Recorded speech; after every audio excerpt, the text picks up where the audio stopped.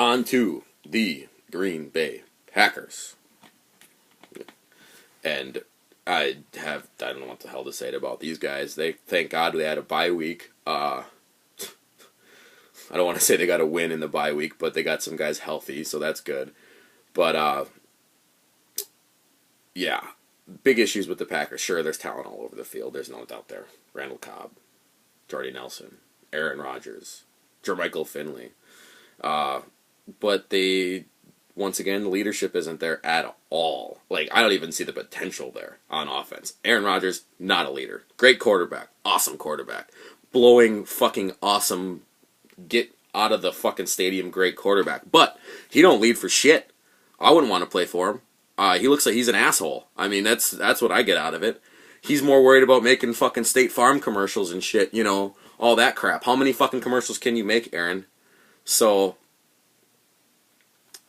that's the reason that on paper, talent wise, if you don't have a leader, I don't give a fuck how much talent you have. You know, you're not going to do anything.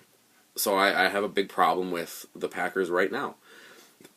Eddie Lacy should be back this week. Actually, as of about an hour and a half ago, it was updated on ESPN that it's like 3:30 in the morning, by the way, right now. But yeah, as about an hour and a half ago, Eddie Lacy is a go for Week 5. As far as Jermichael Finley, who knows? He apparently got a concussion against the Bengals, and he went on and said his kid, his 5-year-old son, saw him go down and then talked to him and told him he doesn't want him to play football ever again. Doesn't sound like Jermichael Finley is anywhere near retiring from football, but it, probably shocked the shit out the guy. So I would probably guess Finley, he might be out, he might be limited in this next game. Not that that's going to matter. He's hot and cold. He's not very reliable, that's what I'm saying. He's about as reliable as a 16-year-old.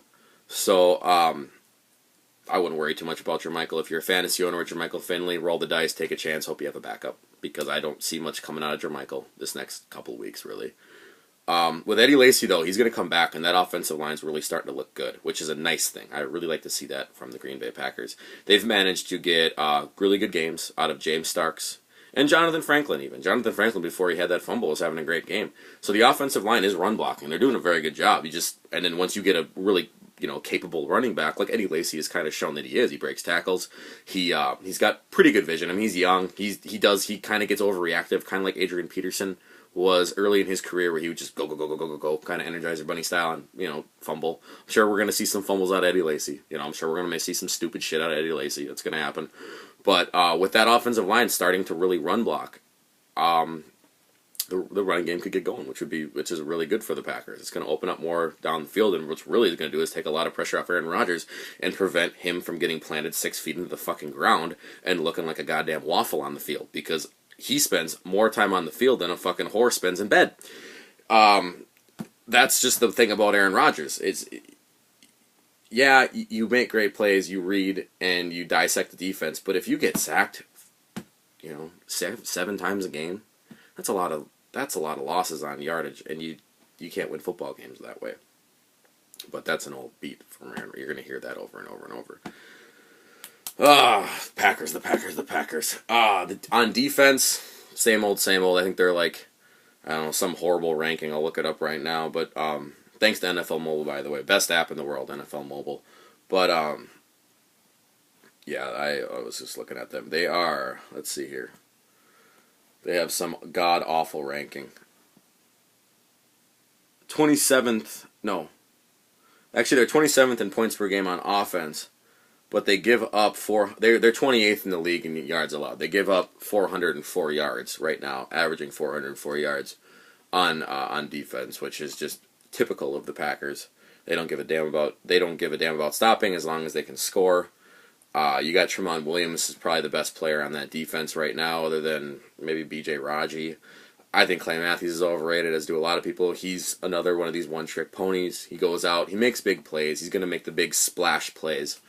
But if those 4 or 5 splash plays don't create a game-changing turnover or something like that, then really he doesn't have a huge impact on the game. B.J. Raji is an anchor on that defensive line. That's why I think long-term he's a better player than Clay Matthews. And A.J. Hawk, if you listen to me, if you keep listening to me, you're going to hear me bitch about AJ Hawk every week. He's one of the worst players on that defense. He's one of the worst linebackers in the league. He is slow. He has bad vision. He has poor leverage when he tackles. There's just a laundry list of things wrong with AJ Hawk, and I just don't want to get into it. There's another example of a team just like Christian Ponder with the Vikings, a team not being able to admit they made a mistake with a high rat draft pick and just sticking with a bad decision for too long. Not much to say about the defense, though. I mean, other than, they're going to continue to give up a lot of yards, and just the offenses are going to have to play catch-up. I just don't see that getting any better anytime soon. All right. Other than that, if I had to rank the NFC North right now, boom, boom, boom, boom, boom, I would put the Lions at the top. Then I would put the Chicago Bears. Then I'm going to put the Minnesota Vikings because of what they've done with Matt Castle. They get bumped up. They get upgraded. And just with the lack of leadership and the lack of direction and discipline and just overall lazy kind of play from the Packers, I don't care how much talent you have. You're on the bottom. All right? So, yeah, like I said, Lions, Bears, Vikings, Packers. That's how I would rank them right now. Let's go around the league quick with fantasy before I get out of here. I was talking about Brian Hoyer. Go get him. Brian Hoyer, go get him, go get him, go get him. That kid's looking good. He ain't Tom Brady yet, but he's looking good. He's making great plays. He isn't just, he isn't just getting lucky. This isn't a flash in the pan thing. I think part of the reason he's doing well is there isn't a lot of tape on this kid. So nobody really knows how to play him yet. So for right now, he's a good bet. If you got a shitty quarterback, if you got a problem at your quarterback position, start him. But watch him if he's on your bench. But for his productivity is going to be limited, is what I'm getting at. Because eventually teams are going to get tape on this kid and they're going to figure him out. But for right now, go get Brian Hoyer. Also, I like LeGarrette Blount. I saw some good stuff out of LeGarrette last night against the Falcons. First off, one of the best, I just wanted to go rewind. LeGarrette Blount, one of the best video clips I've ever seen was when he knocked that punk out from Boise State. That big fucking stupid douchebag that started chirping to fucking LeGarrette. LeGarrette walks by, he's chirping, pow! Like, that was awesome. Like, and you know that some GM saw that, and they're like, you know what? Yeah, he sacrificed a whole year for that. It was a stupid move. But that was fucking, that's a guy I want on my team. Like, that's a guy I want carrying the rock, man. No one's fucking with LeGarrette Blount. So, he blew. I think he had like he didn't have a whole lot of carries, but he had 65 yards. He had that really nice run. He showed a lot of agility on that run for a really big guy. Remember, rewind a couple years ago against Tampa, when he was playing for Tampa Bay, when he cracked off a giant run against the Packers, making AJ Hawk look like a 6-year-old, which he is. But yeah, so I would go grab LeGarrette because that whole Patriots backfield situation has not been solved one bit. Brandon Bolden right now would probably be the backup, the next guy behind Ridley, but Bolden has fumbling issues. He's very young, doesn't have the carry experience, and just doesn't have the girth that Blount brings. And Blunt's a big son of a bitch, and that's the kind of player that Bill Belichick likes to give the rock to. So go grab LeGarrette Blount, like I was saying before. Go get Alshon Jeffrey. He's opening up as the number 2 guy for Chicago. I'm guessing he's in most leagues already. Most people already have him, but I'm just saying, start him if you can. Drop Emmanuel Sanders. Bail on the fucking Steelers. The Steelers are cooked. As far as offensively goes. I mean, they might still win some games, but offensively, that team is just ugly as shit. They've lost their identity on defense, and that's not going to help them on the offense at all because it's just going to give them long fields, and it's just going to make the offense that much harder to run. So bail on the Steelers. Look out, guys. If you Dallas has been a really good defense this year, but they are going up against the Broncos next week.